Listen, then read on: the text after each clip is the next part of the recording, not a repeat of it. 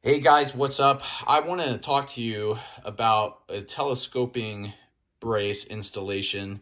I've had not one, but multiple customers have some issues with these telescoping braces, and whether they want to take the end cap off to put a stock on, or they want to change something. Sometimes it's kind of confusing, right? If somebody's never done something before, it's challenging, and that's totally understandable. And I install these things from time to time, and I'll be honest, there's times I get stuff upside down or backwards putting it in after having done it a few times, and that's how challenging it can be, right? So this is a video for people who have never done this. So we have the SPC9. This is a telescoping brace. These are the parts it comes with. You have 4 screws that's going to go into the 2 rails at the back end to hold on the end cap. You have a spring, and then you have this assembly. We'll call it the horseshoe assembly for all intents and purposes, okay? Let's get down to business. So we're going to take the firearm lower. We're going to separate the lower. We're going to remove the buffer tube. So buffer tube is out. Our next step is to install this horseshoe and the spring. So spring is going to recess down into this hole. There is a hole right here that the spring is going to set into, and there are tangs right here. These tangs slide down into these grooves here. So we're going to take our piece just like so, and we're going to make sure that that spring fits down in that hole right there. That's going to go right in there, and it's going to push down, and it's going to just set nice and easy in that little indent. Now, the purpose of this is to retain the rails, okay? It'll make sense when we get the rails in. So this is top and this is bottom, QD bottom, okay? So we're gonna take our rail and while I'm pushing up on this horseshoe, we're gonna install the rail. We're gonna slide it in, and we don't have to go real far. We can just leave it like that. So that's how that should look, okay? And there's one notch on the bottom, and that's going to be for the retaining for the lower pin down here, and it'll make sense once we get these rails in.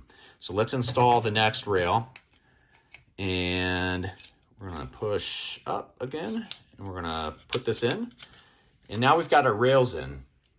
See how that goes? So we've got this in, both rails are on, and just for orientation checking, because it's easy to get these rails screwed up, the plastic caps go on the outside, and then your notches are on top. So keep that in mind when you're trying to figure out, okay, well, which rail do I put on this side? That's your orientation right there. That's how it should look. So let's go ahead and slide this back, and now we're gonna put the end cap on. Now, when it comes to end cap, I want you to remember sunny side up. So this round side looks like the sunrise, that goes on top, and it's real easy to get confused and to flip it over. So that is it's pretty much plug and play at this point. So we're gonna get our rails, slide it in, and we're gonna take our 4 screws. We're gonna put the screws in here. I recommend blue thread lock for these, but keep in mind, if you use blue thread lock and you wanna take this off, you're gonna have a heck of a time getting these screws out. And these screws are small.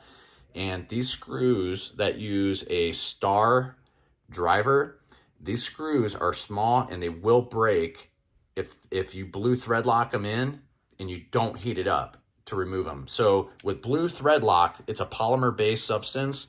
and so for example, these are blue thread locked in, okay? There are shorter plastic caps that you can put on here, and that allows this whole rail assembly to move back maybe another, say an inch approximately. And that's designed for a stock. So that's why there's the shorter caps are for stock. And so if a person tries to remove these 2 torque screws, what they're going to find happens is that these screws will strip or break, and that's because they're blue thread locked in. And the only solution I have for removing those is to be creative, and either you're going to heat these up with a soldering iron, or put this assembly in some type of hot water for a brief period of time. I don't know if I would recommend boiling water. I've personally never tried to take these off. And I think if you use a soldering iron on that screw, you run the risk of melting these end caps, which may not be a big deal if you're swapping them out anyhow. But you cannot try to take these out without applying heat to the screws, because they'll strip or they'll break. And I've had multiple customers have that happen to them. Not just one, but multiple people have had that happen. So that's why I point that out. But that's how you do it, guys. And then it's, you know, it's just plug and play at this point, right? We're just going to plug back in the buffer assembly into the back end. This QD mount does tend to get in the way of here. I've seen some reviews, just watching YouTube reviews on this gun in my early days, and people made the point that this gets in the way of being able to push this up to retract the stock, or maybe it hits it and it can loosen up that stock. You know, I think both of those are valid points. I'm not so sure the design of putting a QD mount right here was the best move, but it is what it is. And so that's how you do that. And that's the finished product, okay? That's how it should look.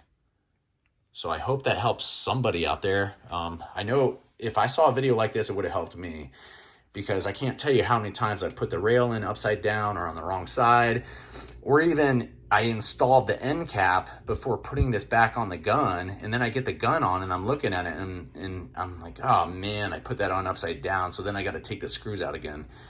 So if you've had that moment where you're putting your hand to your forehead because you screwed something up, you're not the only one out there who's done that. Many of us have done it, and nobody's perfect. So there you go. Hope that helps. You guys take care.